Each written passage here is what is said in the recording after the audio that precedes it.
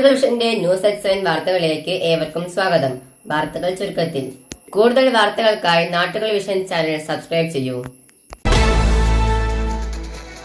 Mannarkkad തിരുവിഴാങ്കുന്നിൽ RRT സംഘത്തിനു നേരെ തിരിഞ്ഞ് കാട്ടാന. വാർത്ത വിശദമായി.